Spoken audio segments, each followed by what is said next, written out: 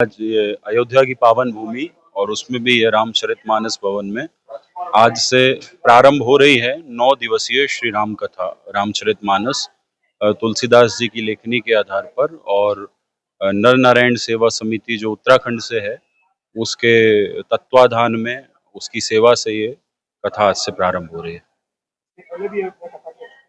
नहीं जी, मैं पहली बार अयोध्या कथा के लिए आया। जी, मेरा संदेश यही है, ये तो अवधपुरी है और हमारे रामलला सरकार विराजमान हो गए हैं, लेकिन रामचरितमानस का कार्य मात्र रामलला को चित्त में बसाना नहीं है। रामचरितमानस का जो मोटिव है वो ये है, हम सबके चित्त में राम राज्य आ जाए और राम राज्य की एक परिपाटी, और परिपाटी है सब जन करहि परस्पर प्रीति। हमारा प्रेम सबके प्रति हो जाए। रामचरितमानस हमें जीना सिखा रहा है। हमारे जीवन के लिए बहुत सारे सूत्र हैं। ये तो हम सब जानते हैं कि दशरथ जी के कोई संतान नहीं थी, फिर राम जी हुए, उसके बाद उनका विवाह हुआ, फिर वनगमन हुआ, रावण इत्यादि का उद्धार हुआ, फिर राज्याभिषेक हो गया। ये तो सभी को पता है, तो इसे बार बार क्यों सुनना है ना? ये तो सब जानते हैं, लेकिन सुनना इसलिए भैया, ये भारत का इतिहास है और भारत का ये राम जी वाला इतिहास हमारे जीवन का भविष्य बन सकता है। हमारा जीवन भी राम जी के आदर्शों पर हो सकता है। हमारे जीवन में भी राम जी जैसा सत्य, राम जी जैसी तत्परता, राम जी जैसा आज्ञा पालन, एक अगर राम जी के स्वरूप को देखेंगे तो एक अगर वो पुत्र हैं तो 100% है, एक पति हैं तो 100% है, एक पिता हैं तो 100% है। वो जिस भी स्वरूप में है, राजा हैं, यदि प्रजा हैं, यदि स्वामी हैं, यदि सेवक हैं, तो पूरे के पूरे हैं और पूर्ण रूपेण समर्पण है। मुझे ऐसा लगता है प्रेम त्याग के बिना कभी नहीं होता, कभी भी नहीं होता।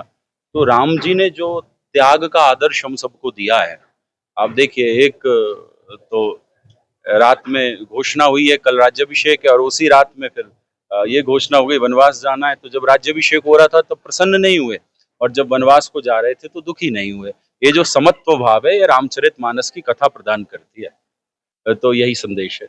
अयोध्या आकर के आपको कैसा महसूस जी, अयोध्या में आता रहता हूँ दर्शन हेतु। तो अयोध्या का तो आनंद ही आनंद है, आनंद ही आनंद है। और जब से अब रामलला सरकार हैं, कनक विहारी हैं, श्री हनुमानगढ़ी है, सरयू मैया हैं, उन सब के जब भी समीप आते हैं तो चित्त को शांति मिलती है।